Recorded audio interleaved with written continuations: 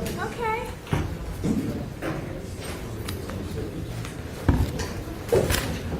I was going to ask you if you were at the Susical, but your kids are in. No. Yeah, you're. Tucker's.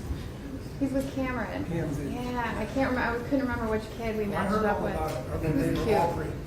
Aw, very cute.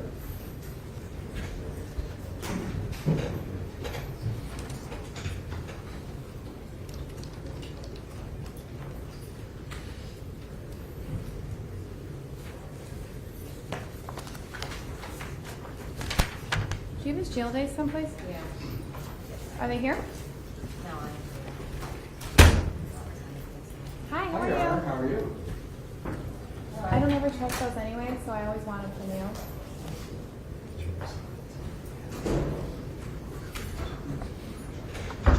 Joe. Yes, madam. You know, I'm getting old. Yeah.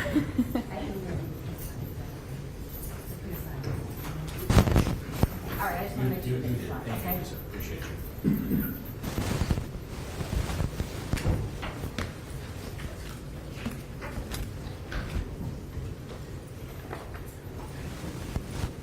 Okay, we can get started. We are on the record in case 669-255, State of Ohio versus Cameron Howard. Good morning, Mr. Howard. Mr. Howard is in court with his attorney, Joe Gorman. Good morning, sir. Good morning, Your Honor. And on behalf of the State of Ohio is Prosecutor Dan Cleary. Good morning. Good morning, Your Honor. We are here for sentencing today. I do have before me a pre-sentence investigation, State of Ohio's sentencing memorandum, and the defense's sentencing memorandum. Mr. Gorman, is there any reason not to move forward? Oh, Your Honor. And I just heard you confirm with my bailiff that you have received a copy of the pre-sentence investigation. Is that correct? Yes, ma'am. Okay. On behalf of the State of Ohio, what would you like to place on the record, Mr. Cleary? Thank you, Your Honor. May it please the court. Your Honor, perhaps procedurally I should start with, I know I put it in my sentencing memorandum, but just for the record, the defendant, you've convicted the defendant on 4 counts. We would concede for the purpose of sentencing that they all in fact merge, and we'd elect to proceed on count 1, the attempted aggravated murder count. So he is looking at a mandatory term of incarceration from 3 to 11 years. Reagan Tokes, of course, would apply. And Judge, as far as sentencing, I think I should start, Your Honor, by thanking the court for the trial that we conducted in this courtroom. I'd like to really thank the members of the Orange Village Police Department, Your Honor, for 2 things. It's a tragic situation we're dealing with here today. It could have been a whole lot worse, as this court is aware. The restraint shown by Orange Village that day is remarkable. These aren't the things that make the media, right, that the police didn't shoot this individual. They had every right to kill Cameron Howard that day. But, you know, although, well, Sergeant Debeljak was fighting for his life, Patrolman Ramsey and Lieutenant Roberts, who came in the room, the restraint they showed to see their fellow officer in that condition, to not use lethal force, is remarkable, and I'd like to thank them for that. Judge, I'll have some comments, but I think we're going to have one speaker here today for sentencing. He's going to be Sergeant Debeljak. So I'd ask that you hear him out, and then I'll have a couple of comments afterwards. All right, Sergeant. You can remain seated if you're more comfortable, whatever works for you. Okay. Thank you.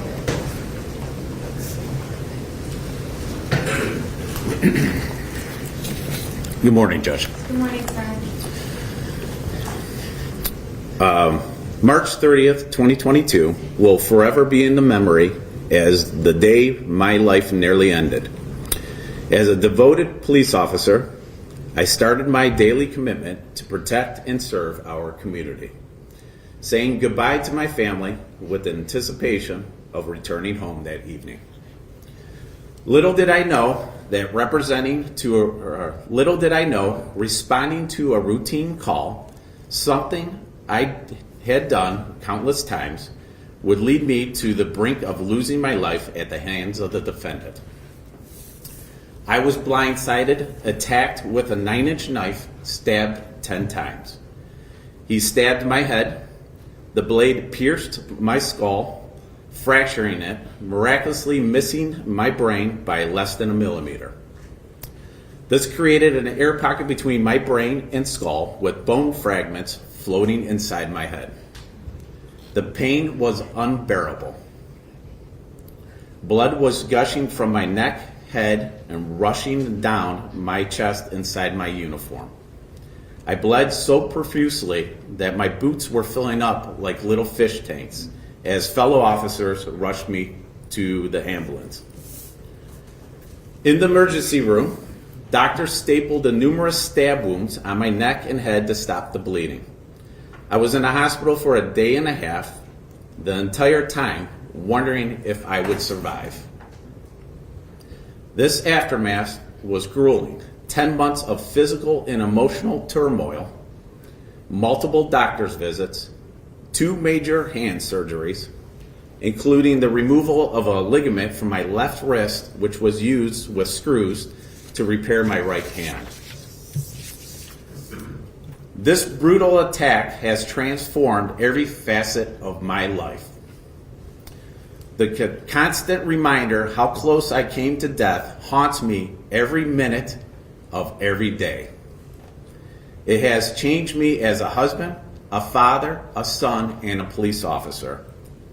This has impacted my family, affecting us physically, mentally, emotionally for the rest of our lives. The defendant was fortunate that day. Fortunate that myself and my fellow officers exercised restraint and professionalism while he repeatedly yelled, "I'm going to kill you." His past violent behavior, stabbing a family member years prior, escalated to a point where he nearly took my life with 10 vicious stabs. But I'm a warrior, and warriors don't die. We just multiply. Judge Gallagher, given his escalating and dangerous behavior, I urge the court to impose the maximum sentence on the defendant so that this can't happen again to anyone else. Justice demands accountability for the pain he inflicted upon me, my family, my department, and the community I swore to protect. Thank you, Judge. Thank you, Sergeant. Judge, just to finish up on behalf of the state, Judge, I'm so glad this case landed in your court, because as a mental health judge, you know the difference between severe mental illness and personality trait disorders. And so I think that's really important in this case. As I stated in my sentencing memo, Judge, there is mitigation in this case. The defendant has a severe mental defect or disease. We agree with that, Judge, and I think this court will weigh that as mitigation appropriately. As I said, I think it's debatable. Certainly he had that severe mental disease that day, but if you listen to Dr. Hatters-Friedman, it didn't contribute to this, Judge. It was in the background, of course, but his personality contributed to this, Judge. You'd only look at all the medical reports or all the police reports on this defendant to show he's got such a problem with authority. And that's his biggest defect, with the narcissism and his, anytime someone tells Cameron what to do, he has a violent reaction. And that's what happened here. It's going to happen again, Judge, unfortunately, even with medication. Because as the doctor said, even when he's medicated, he is still prone to outbursts when things don't go his way. So, Judge, we're asking for a considerable sentence. I know this court, Judge. I know you'll do the right thing in this case. I know, just to finish up, that there's restitution, but I talked to Sergeant Debeljak. He's not going to ask that you order any, knowing that he's going to prison in this case. So that's something that the court need not worry about. But, Judge, we'd ask you to do the right thing, and thank you very much. Mr. Cleary, just a point of clarification, because this count one, has an enhancement because of the police officer. Is it a mandatory sentence? It is, Judge, and it's actually under the attempt statute is where it's listed. Okay, Thank thank you. you. Mr. Gorman, on behalf of your client. Thank you. Judge, I'm assuming that as far as appellate rights and indigent status and things, we're going to address that after sentencing. Is that fair? We can. I couldn't talk about it now if you wanted me to, Judge. Yeah, why don't you make that part of your Okay. sentencing presentation? Thank you, Judge. You're welcome. Let me, before I get to the heart of the matter, Judge, let me speak just to a few issues. I think the prosecutor has done a good job in clarifying some things. I do believe he's correct, Judge, as it relates to the sentence and the mandatory nature of it. And obviously, you know, Judge, that means whatever sentence you give, he's going to have to serve every day of. There's going to be no early out for him. I think that's important. I think for everybody in the court to realize that. As opposed to a sentence where he could file for early release, he's not going to be able to do that in this case. I'd ask Judge, obviously, for credit for time served. I think he served almost 2 years in prison, or 2 years in custody at this point. I think March 30th might be the 2-year point. And pursuant to law, I'd ask for the credit for time served, Judge, to be credited for whatever sentence you give him. As it relates to merger, Judge, I happen to agree, and I put it in my sentencing memorandum. The prosecutor and I actually discussed it during the middle of trial. We believe the merger is appropriate and legally appropriate, and we'd ask the court to do that in this case, and he's elected to proceed on count 1. Judge, as it relates to my client and where he is headed, I would ask the court, Judge, to include both the expert reports to be sent to the Department of Corrections so that they can see, Your Honor, what it is that the experts believe he is suffering from. And I think that would be important because I'm going to ask the court, if it's possible, and I don't know if the court can do this or not, but to recommend that he go somewhere where he can be treated for his mental health issues. And I think those reports would go a long way because there's disagreement in this case, Judge, but there is no disagreement as to whether he has a severe mental illness. You talk to Dr. Stinson, and he believes it's a combination of bipolar and schizophrenia. You talk to the state's expert or the court's expert, and the court believes it's schizophrenia. There is delusions as well, Judge. There's psychosis. There's a lot of things going on for Cameron. And I think those reports and getting to a place that can provide him some care would be not only beneficial to Cameron, Your Honor, but I believe beneficial to this community as a whole. And I appreciate, Judge, when we talk about that, what the officer said, and he said, give him the maximum sentence so he can't do this again. And I'd suggest to the court, Your Honor, when the court when its wisdom is fashioning an appropriate sentence, that the court would obviously know that Mr. Howard is going to be back out in this community again, barring some catastrophic event in prison. He's going to be back in this community again. And the question is, how do we want him back in this community? Do we want him to be somebody who hasn't gotten help, who isn't properly medicated? Or do we want him to be someone who has received that care and can come back into this community and function as hopefully a law-abiding citizen? And so I think for those reasons, Judge, that's important. My client, Your Honor, is, as you know, Judge, I've been involved in this case for about 6 months. This case has gone on for almost 2 years. The family's here, Judge, and they're here to support Cameron because they know and love him. I can tell you his sister, his brother, his mom and his dad, both sets of his grandparents, and other aunts and uncles and things are here because they love and support him. They, Your Honor, saw fit 6 months ago to get me involved in this case, and they hired me. Cameron's obviously an adult. He is indigent. I'd ask the court to consider that and consider waiving fines and court costs for him at this point because he doesn't have the ability to pay. I was going to suggest, Judge, that he be appointed appellate counsel at the appropriate time, and I'm saying that, Judge, because you asked me to discuss that at this point. He does not have the funds to hire appellate counsel. As you know, Judge, everybody is entitled to a first appeal, and Cameron would avail himself of that right. I'm going to speak, Judge, if you will allow me, again, after there's 2 family members that want to speak, and I'm going to speak after them to conclude if the court would allow me to do that. Of course. I would tell you, Judge, that his sister Sidney Epler and his father, Darren Howard, would like to address the court. I can also tell you, Judge, that Cameron himself, and he's very nervous today, Judge, is going to address the court. And I can tell you he's going to apologize to the officer, and hopefully that will be well received. So at this point, Judge, before I conclude my comments afterward, I will have Darren Howard. Do you want him up at the podium, Your Honor? Yes, please. Okay. State his name, spell his last name.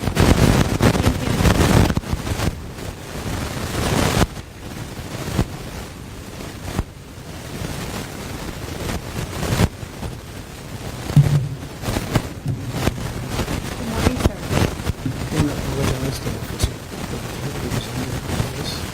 I'm going to ask you to speak up. Okay. And is your name D-A-R-R-E-N? Correct. Last name Howard? Okay. Spelling. Mr. Howard, please Okay, continue. I'd like to apologize to the officer who was injured, Officer Debeljak, if I said that correctly. You did. As a family, Cameron was the firstborn grandson on my side, and one of the first on his mother's side. And he was a joy. And Cameron grew, and as we were parenting him, he went from private school to Aurora, and then ultimately a mental illness arose, and it became difficult to work with him. He's not somebody that was violent before. He's not somebody who we had issues with growing up. But as this mental illness took over, you see from the records from the hospital and from all accounts, from all of the specialists, that his bipolar or partial schizophrenia will cause him to react in different ways. Cameron would talk to me about quantum physics. Cameron would talk to me about theories of relativity. Cameron's a very smart young man, fluent in the King's English. He can speak eloquent. He's not going to stutter. You're not going to interview him and think he's not capable or maybe not smart enough. He's very smart.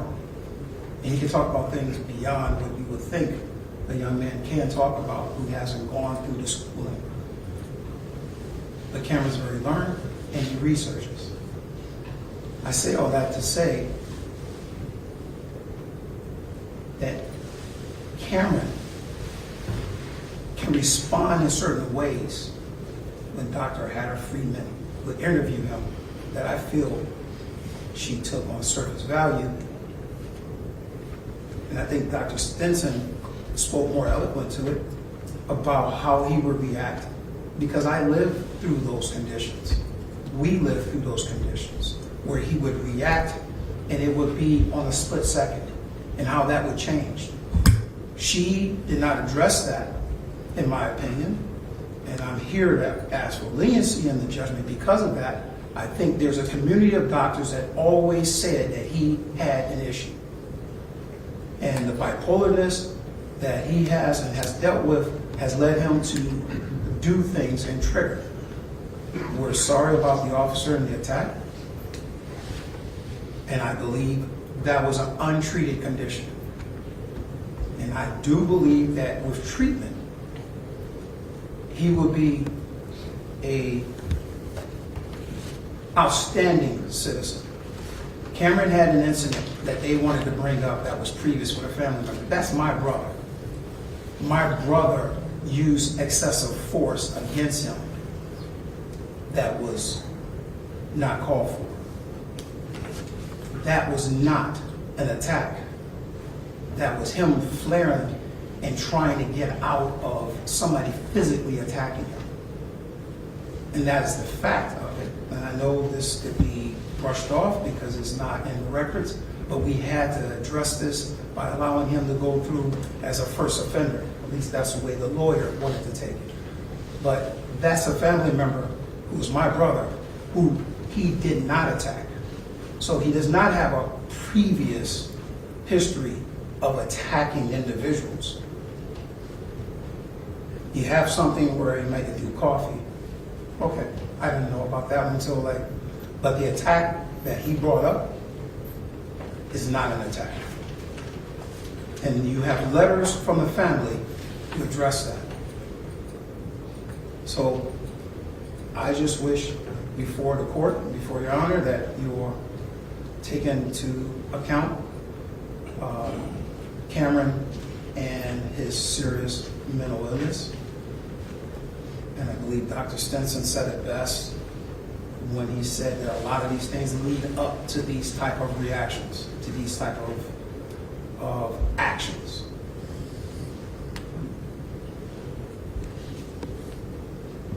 And that's all I have to say to address the court. Thank you, Mr. Howard.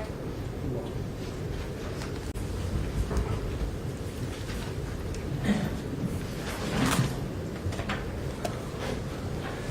Judge, Yes, Mr. Gorman. Cameron's sister wanted to know if her dad could stand by her while she's talking to you. Is that okay? Yes, that's fine. Thank you, Judge. You're welcome. Good morning. Can you tell me your name? I'm Sydney Epler, Can you spell your first and last name? CYDNEY, EPPLER. All right, Miss Epler. What would you like me to know? So I wrote a letter to Cameron's behalf, talking about who he was before the mental illness, and I would like to talk about that today. Okay. Like my dad has said, Cameron is very smart. He would talk about theories and equations, and that was high school. He would go beyond his peers, including myself, and I'd just be lost about what he's talking about. And even up until now, he's still asking my mom to get him books about, physics and quantum theories and all of that. He's very intelligent, borderline genius. He was also very artistic, and he painted very beautifully. He drew beautifully. He was very gifted in that aspect. And not often, but it made me jealous because I didn't feel I was as talented. And he was also really funny. He would have all of us laughing, cracking up. That was him. And then after high school, I saw the switch. He wasn't joking as much. He'd be more to himself. He stopped drawing. He started isolating himself from his friends and his family. And then he became more paranoid, where he thought people were spying on him and recording him. There was often times where I would be in my room and he would just be up all hours of night just laughing to himself. That's not him.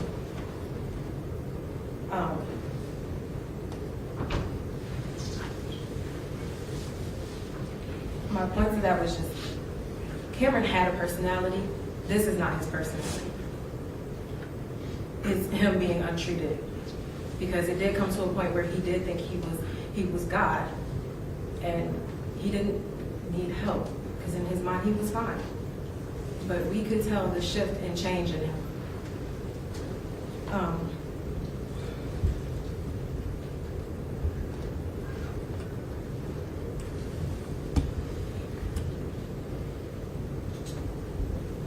Like I said, Cameron's change happened after high school. He hasn't driven a car. He drove for maybe training for a second. He's never had his license. He's never had a girlfriend. He's never loved anybody. Nobody has ever had a chance to love him. He stopped after high school and became stagnant. Cameron has not lived.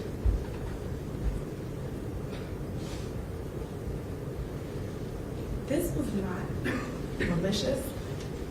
Cameron has always talked about somebody watching him and coming after him. And he felt threatened in this hotel room. He was living in the woods prior to this. He was going from hotel to hotel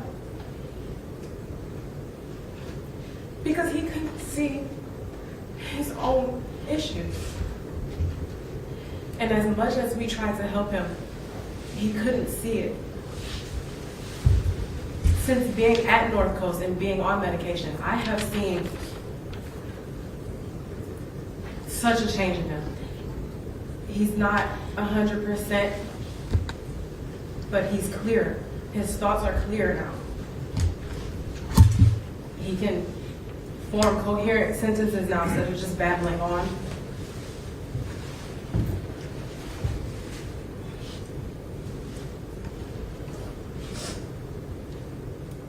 And I would just like to see, I would love to see his mind restored.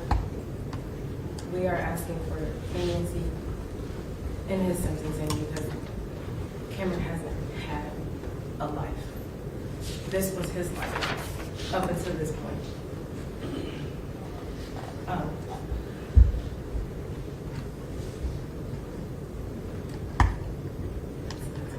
Thank you, Ms. Epler. Can I address one other thing? Yes, briefly. Briefly. At the time of Cameron's incident, he was 140 pounds or less. Right now, as you see him with medication, he's over 205 pounds. And as Sydney was saying, his coherency is a lot better. So when we talk to him, we can see the difference, but you also see somebody that's completely different than the time of the incident. That's it. Thank you.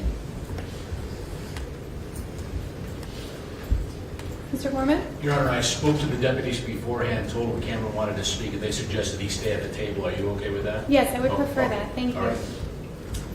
Thank you, Judge, for giving me the opportunity to speak. Of course. I wanted to say sorry to Officer Debeljak and his family. I want to say sorry to my family for putting me through this. And I just wish this never happens. And that is all. Thank you, Mr. Howard.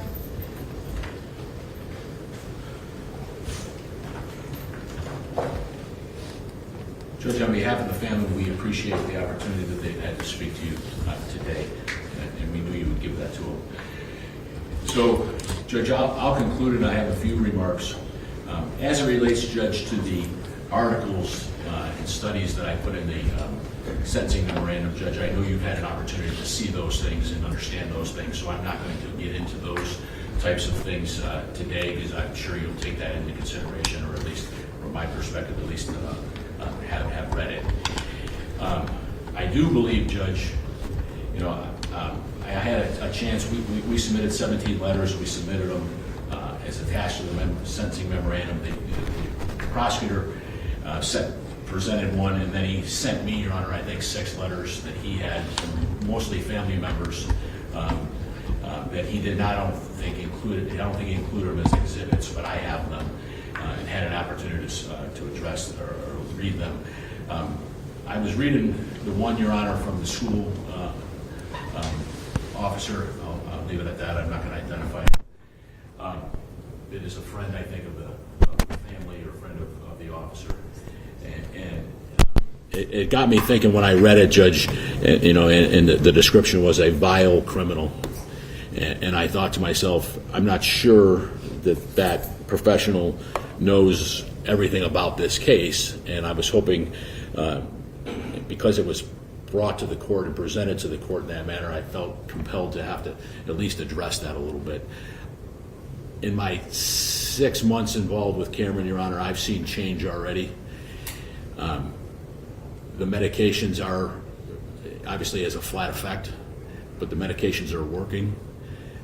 He's better now than he was then, and I'm sure he's way better now than he was when this incident occurred. You know, we saw and heard references to what he did at the jail afterward, even months afterward. You know, I talked to Dr. Stinson about that, and he said, you know, when someone's mentally ill, there's a lot going on when we're treating them. One of the things going on, Judge, is to get them medicated, because that'll even them out. And the things they're doing and saying prior to being evened out are going to be different than how they're reacting once they've been medicated. And he said, on top of that, you know, it's not an exact science, and we're giving him different doses of this and that, different levels of doses, different types of psychotropic medications, and we're trying to find the cocktail, Your Honor, that's going to work best for somebody. And it takes some time to do that. I'm not sure that they have that all worked out, Judge, because there are still things that Cameron is saying and believing, his parents told me, that are not normal. But it's way better. And it is working now. And I point that out, Judge, because in looking at the sentencing memorandum from the state, they wanted to point out he acted up at some points in the jail. He said nasty things about the police after the fact. But it's attributed, Judge, and this is a mental health court, and I believe you know this, it's attributed to his mental health and trying to get it right. It's an ongoing, lifelong thing he's going to have to battle. And I think the community as a whole is better off if he's receiving the services that he needs. I think, Judge, that a long-term prison sentence is going to deteriorate his mental health, and he's going to be released into this community in way worse shape than maybe he even went in. And that's a sad thing. You know, they talk about the criminalization. I've read a lot of articles in preparation for today of mental health, the criminalization of it.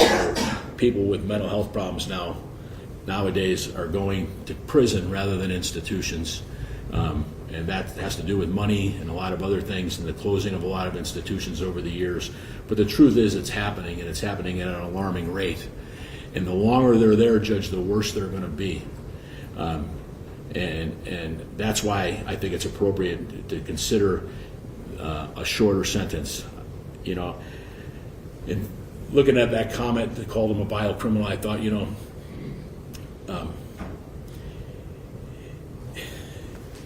everybody in life doesn't start at the starting line. Some of us, because we don't have money, or we have parents that are involved with drugs or leading a bad life, we don't start at the starting line. We start behind the starting line. Some people, because they have everything, they start in front of the starting line in life. And some people get to start right at the starting line. In Cameron's case, Judge, as you can see, he's got a strong family who loves and cares about him. So he had, as his father said, opportunity. That wasn't the problem. That wasn't why he started behind the starting line. He has severe mental illness, which is not his fault to have. It comes on, and it comes on a lot of times, and the studies show in teenage boys and into their early 20s, they're leading a normal life, and they get hit with this severe mental illness. The family, having never dealt with it before, does everything they can to try and get him after 18 to recognize that he has an issue. But in Cameron's mind, it's everybody else that's crazy. And they can't get him, Judge, to get the help that he needs, to get the medication that he needs. And that's why Cameron starts behind the starting line in life, because he's got this severe mental illness, and it doesn't discriminate. Any person in this room, anyone, could go home if they've got a young son or a daughter, and it could start. Any one of them. And they will know the horrific years that the Howard family had to deal with this while they tried to love their son. It could happen to any one of us. It doesn't matter how much money you have. It doesn't matter what your race is. It doesn't matter what your gender is. It's powerful, and it's crippling. Now, I can't sit here, Judge, and tell you but that officer doesn't have every right to feel the way he does. I mentioned this before, and I'll mention it in sentencing. I was the FOP attorney for the city of Akron for 15 years, and I've represented police officers out at shooting scenes at 2 in the morning for 15 years because their contract said they were entitled to an attorney. And I understand what all of these officers feel. I do. I understand the show of force. I understand they put their lives on the line. But there is a compelling, Judge, mitigating factor in this case, and I know, Judge, and I appreciate this too, and I didn't get a chance to tell you, the professionalism in this court throughout that trial and how you treated me and my client's family and my client.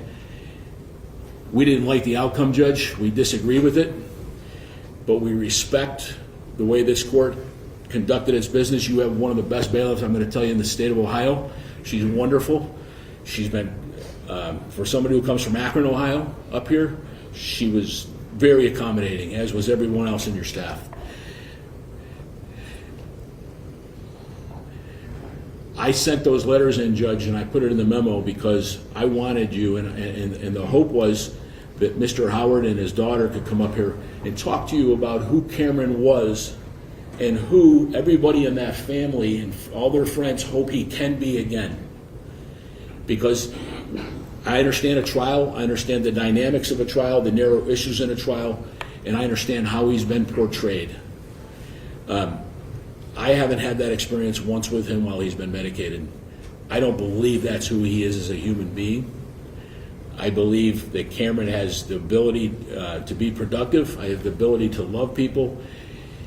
He struggled, Judge. He wanted to come in, write a letter earlier, anything he could do to tell that officer that he was apologetic. But we're going through a trial. When we talk about remorse, Judge, I hope the court would recognize the remorse.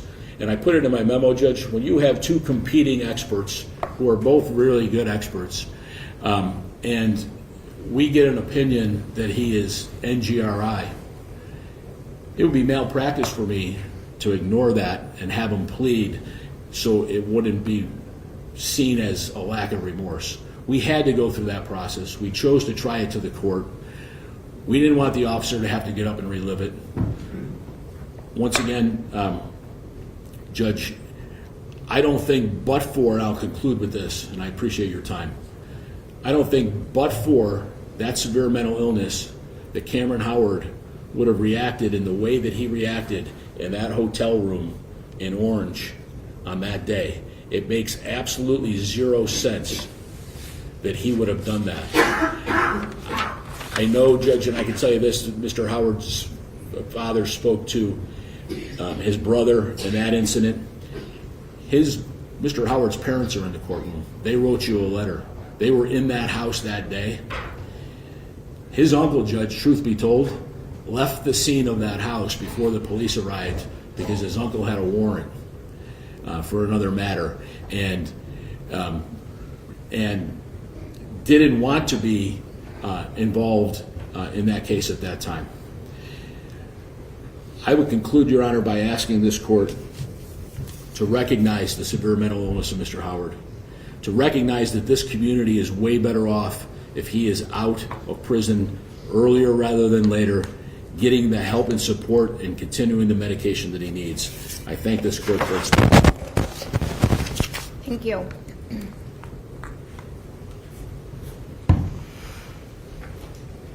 In preparation for today's sentencing hearing, I have reviewed the pre-sentence investigation, both memoranda and the exhibits that were attached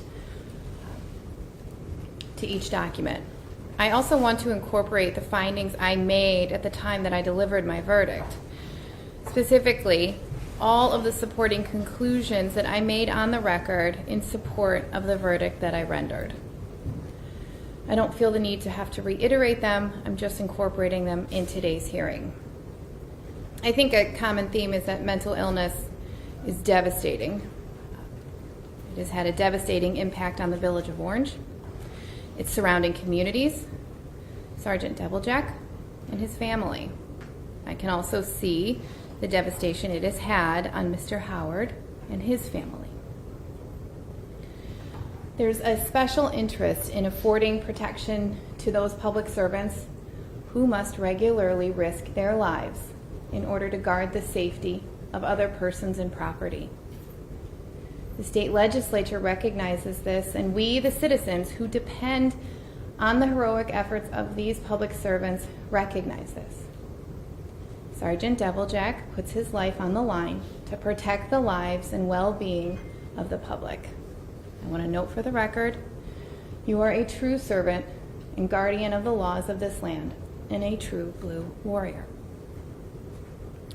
I have reviewed the purposes and principles of sentencing pursuant to Revised Code 29.11, the serious and recidivism factors relevant to this case and yourself, Mr. Howard, pursuant to Revised Code 29.12, and the need for deterrence, incapacitation, rehabilitation, and restitution. Both parties have asked me for separate, wildly disparate sentences to impose.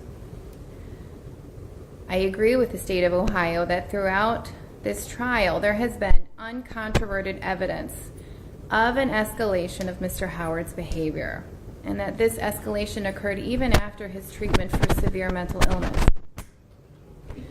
There's also uncontroverted evidence of his severe mental illness, and this is a considerable mitigating factor for this court in imposing a sentence. The state of Ohio has elected to proceed on count 1, attempted aggravated murder of a police officer. This is an indefinite sentence. Mr. Howard, your sentence on count 1 is a minimum of 7 years and a maximum of 10.5 years in prison. This is a mandatory sentence. So it is presumed, what I mean by mandatory is that you will not be earning good time credit for the time that you are serving your 7 years. You're not eligible for judicial release or transitional control. Now, once you finish that mandatory 7 years, it's presumed that you will be released unless you are again denied release for bad conduct. If you are not released when your minimum term ends, you will serve an additional specified period of time and be given a new release date. You will be released on that date unless you are again denied release for bad conduct. This process will repeat until you are either released or until you finish your maximum term of 10.5 years in prison. When you are finished serving your prison sentence, the State of Ohio Adult Parole Authority will have a mandatory period of supervision. It's called post-release control. It's a minimum of 2 years, up to a maximum of 5 years. And if you fail to comply with the terms of any post-release control supervision, the Adult Parole Authority could modify or extend your supervision and make it more restrictive. They could incarcerate you for up to half of the sentence I've just imposed today. They could charge you with a new offense called escape, another felony where you would face additional prison time. And if you commit a new crime while on post-release control, you could face the maximum penalties under the law for that new crime committed. Mr. Howard, you have jail credit of 703 days. That will go towards the sentence I've just imposed. You will also receive credit for any future days you spend here before you're transported to the appropriate institution. In addition to the request from defense to forward the forensic evaluations, I'm also going to have you sign a waiver, which is a release of medical information, so that whatever institution you are going to will have an up-to-date record of the medication you're currently taking, as well as your history. I do find that you are indigent and that you will be serving a lengthy prison sentence. I will waive the fines and court costs that are associated with this case. And Mr. Howard, you have an automatic right to appeal this judgment of conviction. You have a right to have a notice of appeal timely filed on your behalf. I have found you indigent. The court will appoint counsel to represent you on appeal and provide a transcript of all of the proceedings in this matter at the State of Ohio's expense. I'm appointing Attorney Robert Dixon to represent you. Is there anything further you wish to place on the record on behalf of your client, Mr. Gorman?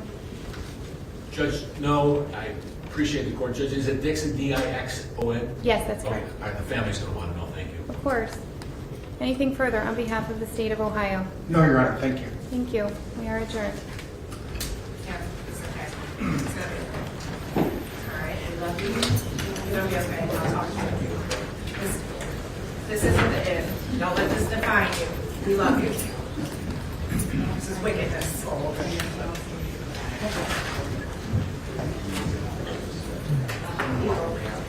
Please escort her out. She's calling me evil.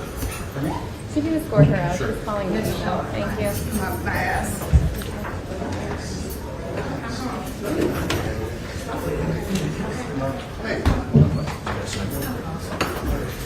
Oh, the waiver? Are we I getting got, this? I gave him. Oh, thank you. For him to sign, and then you have to sign. Okay. I'll give him.